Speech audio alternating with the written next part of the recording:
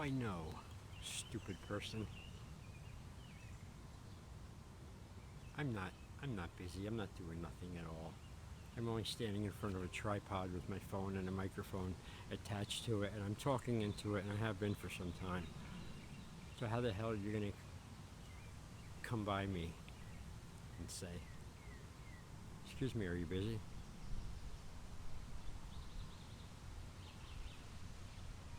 This is the bullshit I'm talking about. But anyway, I don't want to be too negative. I don't be too negative. Just stay positive. It was a great day, actually. On this Tuesday, June 18th, 2024. Time of day, 18:15 hours. Today, it came in.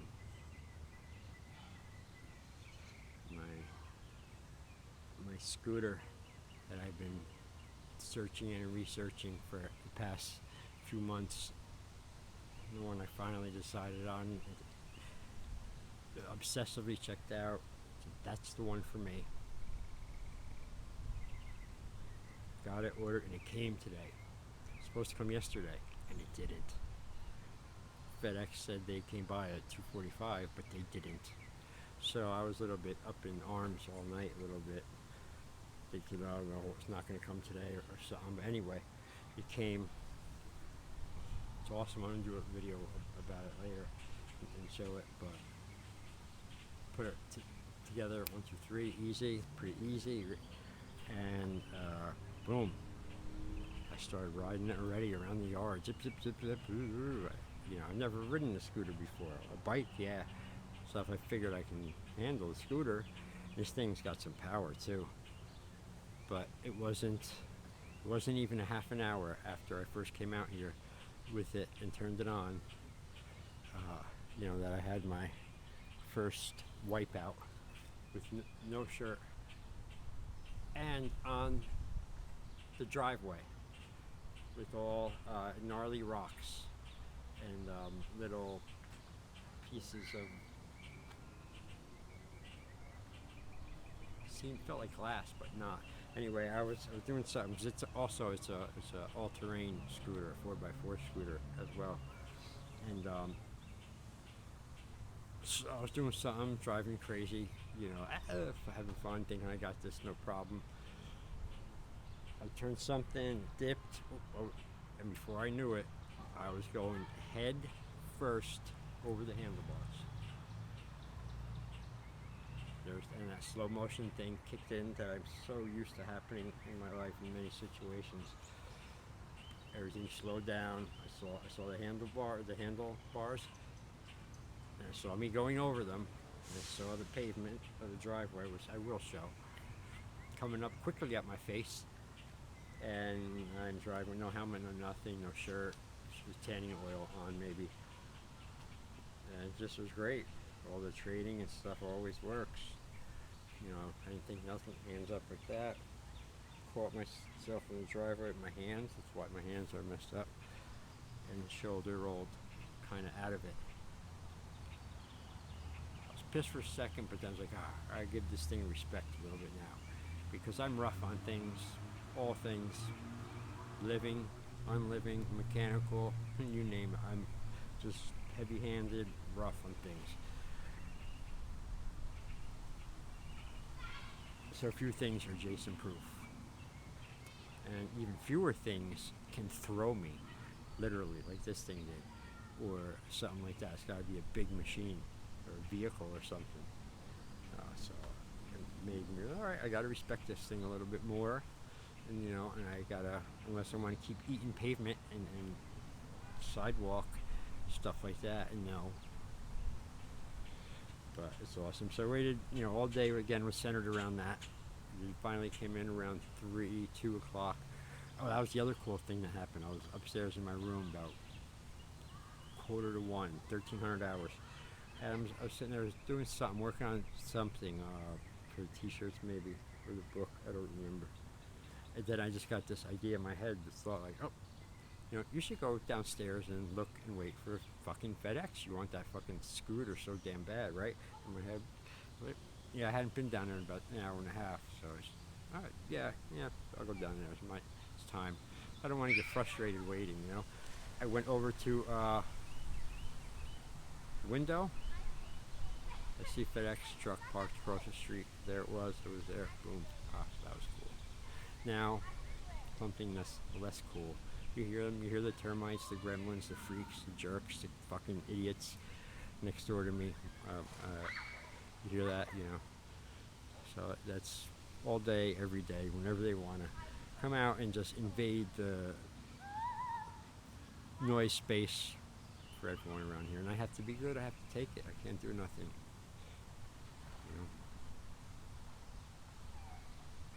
It's about smart them as best I can. I'm gonna go eat dinner, chill out. So I'm getting pissed off quick now, and I'll pick this up later on tonight and put it up.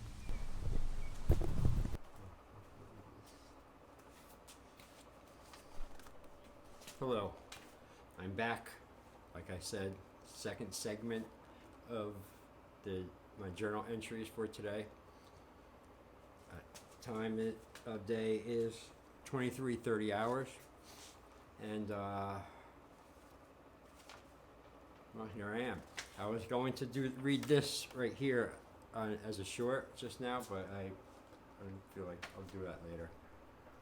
But these are three of my favorite quotes ever, and I'm like a quote junkie. I've been collecting quotes and remembering, reading them, writing them for as long as I could remember, and they're awesome, So here's three of them. But when life is more terrible than death, it is then the truest valor to dare to live. Miyamoto Musashi, the sword saint of Japan. If you don't know who he is or have not heard of him, I suggest you run and find out. Don't walk, run. He was a real life dude. He was a rogue samurai on his own. Killed over 60 men in duels, one-on-one. And he wrote the famous book, The Book of Five Rings, which is another book. If you're into martial arts or strategy or life, warriorness, you should know that and have read it. Okay. There's another one by him. To hold it together when everyone else would understand if you fell apart, that's true strength. And boy, is that ever. And he lived, I think, like 1600s or something, late 1500s or 1600s, somewhere around there. All right, last quote I'll read here that I have, top favorites, is, "You will not do anything in this world without courage. It is the greatest quality of mind next to honor." Aristotle.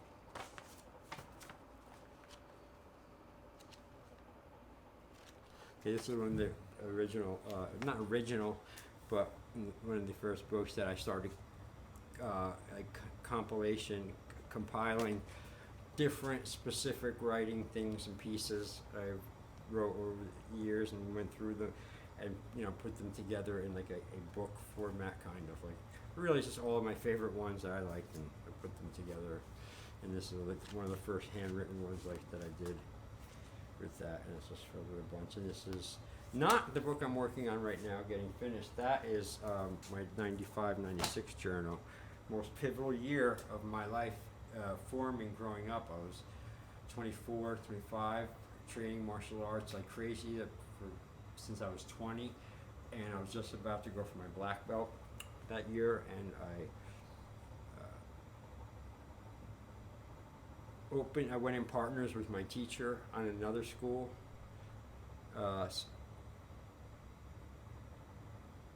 Second to the, well, the first one didn't, I went into partners with it on my teacher. I wasn't a black belt yet, doesn't matter. I was going to be one, and I had my test in a couple of months, and that's why also I lived at the school. It was in my name. I rented the place for the lady, and I lived underneath the school with my beloved dog Bolo, the black dragon wolf Rottweiler. He's the one that's in the picture in the front of that book. When it cuts out, you'll see I'm feeding him underneath, and you see the ceiling. It's like right here on my head, and that's where the dojo floor was, where everyone trained. I trained and taught people, and I lived in this little square box underneath the dojo floor. No windows, no nothing. It was underground. It was in the basement, big square rectangle box, and I shared it with the boiler over there in the middle. And I would go into my little living quarters, not through like a regular door at all or nothing. There was a square hatch that was in the floor, which was our training area, the dojo floor. You couldn't see it. There was a little like thing to pull up, and only if you were standing on top you could see it. You pull it up, and then I go down, and it was stairs, and I would go down, turn, boom, and then the whole length of the school up there, boom, is my living area, where I lived for those 10 months. And it was crazy. And I kept a journal then too. And I had my black belt test in March that year. And I had to go through the circle of death and everything, and it was intense, and I got it all in the journal, and that's good. And like I said before, I made these 95, 96 journals up in the year 2001. See what, want to do it, see what happened. I was at home during the day, raising my daughter. She was just born. So I made them during the day, and I went and taught karate at the school at night. And this 95, 96 journal, I made a whole, bunch of them. I forget how many, but they were small. I did it in a template of a wedding invitation or something. But they had 4 sides, so I did a bunch, and I was able to, organize them. Was crazy. Fold it over, staple in the middle, boom, it was done. It was great. And I sold them for $5 each. And of those, that journal, that little one, I sold another one, but I sold as many as I can make out of those fucking things. I swear to God. People really like them, for whatever reason, or many reasons. Oh, you're funny, you're hilarious, oh, you're angry, you're crazy, and all this and stuff. But like students bought it, and then they would read it like with their work people, and they liked it, and I was like, wow, this is good. So that's why that has been my focus on getting that out done right, and it's really almost there. I'm trying not to mention these things until I get them finished, because that just becomes a source of aggravation for me. Because I throw it out of my mouth. Oh, I'm doing this, that. I'm gonna get it. I'm gonna have this. And then time comes and I don't get it done for whatever reason, or it's not done in time, or something like that. And then I got that extra layer of bullshit that I had to, because sometimes I still talk too much. Believe it or not, I talk too much a lot of times. And I'm still learning to plug that. But because if you're keyed in aware enough, lately I've been able to read the temperature of the room, if you will, or of the people. I'm able to better and better tell now the kind of reaction or what I must make, or what people feel by, by their actions, their body language, and stuff like that.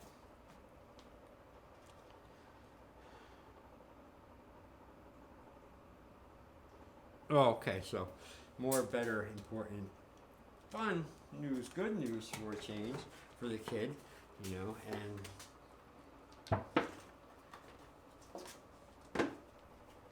alright, you don't have to say nothing, let it speak for itself. Finally got it. I don't know if you can see it back there, right over there, just the camera, but fuck with it. I love it. It's great. It's awesome. Came today. All terrain. 4 and it's not 4x4 all terrain, and it starts with a key. And this thing goes fast, man. I didn't realize how fast it goes, but it's awesome. And as soon as I got it today, it came, opened the box, unfolded it, assembled it. It was so easy. It was shocking how easy it was, really, and how much the directions made sense. So as soon as I had it unboxed, I was riding around on it in the backyard. Oh, I don't know, less than 2 or 3 minutes after it was all completely done and ready. I couldn't wait. I figured it's a scooter. How hard could it be? I've never ridden on one before. I've seen them everywhere, but I could ride a bike. I do a lot of things like that. Figure how I could do it. I got on this board. It was pulling me as fast, but I was having fun zipping around. But my new buddy here already spilled my blood. I went over the handlebars with no shirt on, oil from the suntan, zipping around and fucking it up around there. My girlfriend was videoing, it, but she missed the crash. Fuck. Well, I did something. I was either gonna hit her or something. I was going real fast. I get jerked, to scare, like that, and something happened. Tried to back out, and the next thing I knew it. And then there it was, that proverbial slowing down of time that I'm so familiar with. It's happened many times in my life over many different things. And there it went, and I just saw myself going over the handlebars, going over these, which is pretty high, And I was on the driveway, and the driveway here at the Fortress is not smooth and paved and nice and everything. It's that like fucking, I don't know how to say it. It's like that rough, that uneven black, like tarry, bumpy, scratchy, edgy, fucking really painful black, whatever they fucking call it. It's not concrete. I don't know, but it's got the little stones in it and shit that are like very painful. So anyway, like I said, I had no shirt, oil from the suntan and thing. It's like 900 degrees at this point of the day. And then as I went over the thing, I just saw I saw her there in the corner. I saw the the driveway coming straight at my face. I saw the bike go from under me. I felt myself clear the bike, and then instinct again just took over, and I just shoulder rolled. I caught myself. That's why my hand got scratched up today. It was worse before it over here. So I caught myself with my hands on the ground, and then I shoulder rolled, out of it. But it fucking still hurt, man. I was pissed. I was embarrassed too, more than anything, And I had this marvelous wipeout with shiny tan, sweat, boom, right on the hard thing.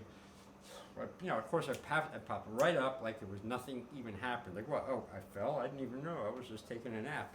I get up like, as always, like nothing ever happened. And I could feel like throbbing, getting in. And I get out and I have to put right, and I can drive again, and I was buzzing around like less than 30 seconds after I got up. But in my mind, I'm like, okay, because you always think like everyone's watching, the world's watching, fucking every neighbor's watching, everyone's watching, their video camera, everyone's watching. You think that, or sometimes I do. I still do it, but.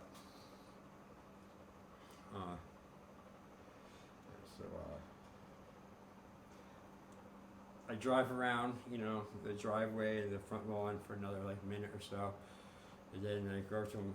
So I'm like, okay, all right, that's it, that's enough. Let's back up. Let's go. That's enough for now today.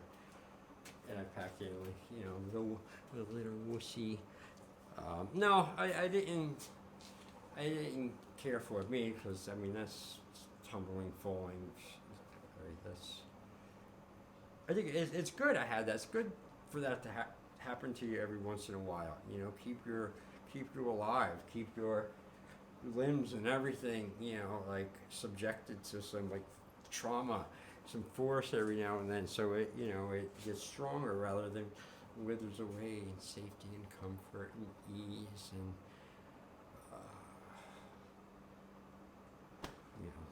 fucking bizarre thinking. So I got a lot of respect for it now even more, and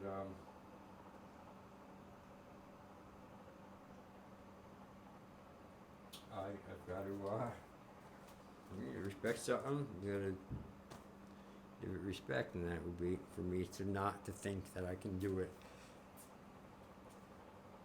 because I can do it, but not really. I don't want to take the time and learn myself. So no, I'm gonna, do little bits and train a little bit here and there until I start taking it far. I'm gonna definitely take it out tonight to go down the block and get a little nighttime drive and see what that's like. But that humiliating thing, like that embarrassed thing, like when I just wiped out today, and again, boom, your mind, everyone's watching what you do. It's like getting up in the Olympics or something. Ooh, it gets up, that's an 8.7, 6.9, 9.9. It's like, and your form and everything like that. That's what I'm thinking. I'm getting up. I don't acknowledge any injury or anything at all. I don't even I don't even rub the little stones that were sticking in my skin out. I leave them in there. Like fucking, but inside, fucking get mad and like fucking sucks. But it's fun. It's fun at the same time. I'm gonna get a lot of fun out of this thing, and also it's gonna open opportunities for me and able to do other things and getting around, not just until I get my license back. Even after that, I can see it, and I love the practicality of it too. How it folds very easily. I can fold it down, boom, and it's a little thing. You just carry it. Not too heavy for me at all. So that right there is huge. I like that way better than the e-bike part, even though they have folding e-bikes. But anyway, this real quick story thing about the same thing about being embarrassed or humiliation. Fear of humiliation is the biggest fear of all, and different kind of things silly that you do. Here's one that I did. Real quick, I was working at this place called Cargo Force in 2000. It's probably like 2012, 2013. Something like that, right in the beginning I started working there. And it was a U.S., I was a postal contractor, and I worked for this cargo force, who sub-worked for the military, and the shit and Foot Lockers and personal things going back and forth to Iraq. And they had military police in there every day watching their ship. And we also did FedEx and U.S. mail too. And it was a, hectic hard job, loading the trucks, unloading them, doing all that shit, but they paid good. It started like 18 something, 19 an hour. This is back in 2010, 11, 12, somewhere around there. Anyway,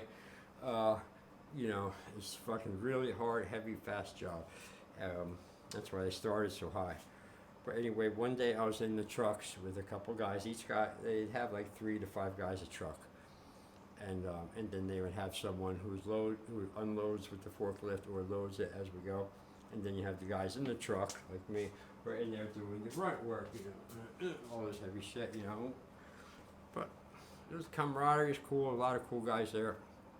So anyway, one day, I wasn't there long, maybe a month or two, and I'm working in the truck inside, talking to the guys, different guys, and there's a new guy who came in, really new, a couple days. He jumps up on the forklift and starts using it. I guess he did somewhere else, and I don't know if they asked him to do it or work the forklift or not, but I just knew he was new. So he's doing it on, all working together fine. He seems to know what he's doing, I guess, kind of, but not really. So we 3, 4 guys are here. We're the walls. We're unloading and then loading in this one truck.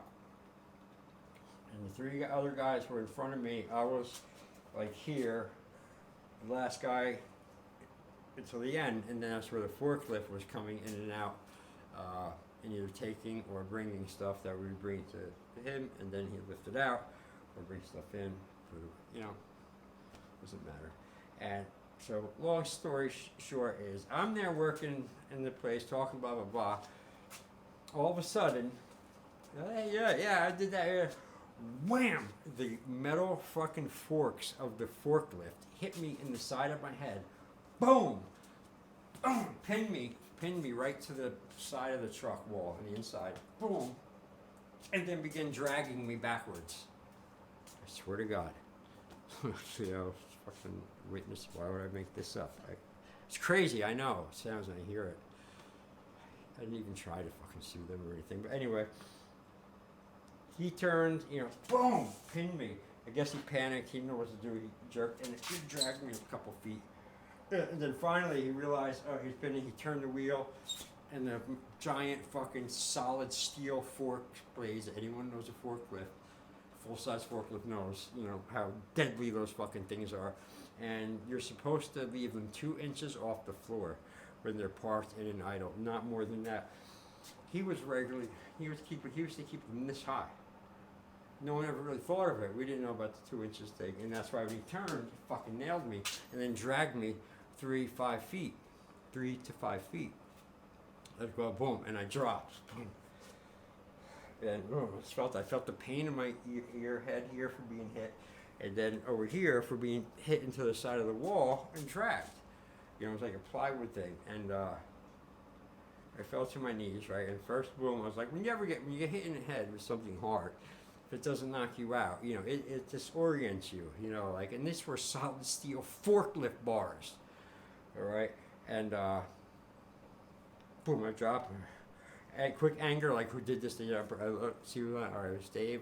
I looked at his face. I could tell in his face, he felt so scared and horrible and bad. Like he didn't know what. Like I'm sorry. I know he didn't mean it. I could tell. I knew. I felt it. All right, no man. All right. Everyone's looking now. I'm like, get to my feet. There's about maybe a minute goes by. Not even gonna get to my feet. I'm like, all right. Head's clearing up. I'm like, all right. And then I'm like, oh fuck, everyone's looking, staring at me again, watching me everywhere. They think I'm all fucked up because I got hit with that thing. No, I'm not showing that. I'm going right back. All right. I grab a box. I start fucking loading them. Load them. Fuck you. Going, yeah, I'm all right. You're right. Yeah, I'm sorry. It's okay. I'm loading some. Then the guy grabs my arm, pulls it. He's a really cool guy. It was the supervisor's father, actually, who was working there at 2 Extra. He's like, Jason, no, you're, stop. I'm like, what? You're okay? I'm like, yeah, I'm fine. It's all right. He's like, no, you're bleeding blood. He was like, he couldn't speak French. His blood's coming from your ears. I said, what? And I stopped. I went in the bathroom, and sure enough, I had blood in my ear, one a little more than the other.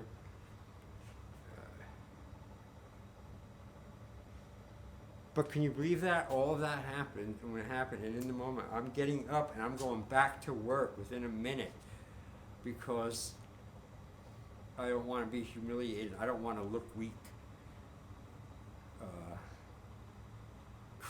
stupid, crazy, but people do shit, like that.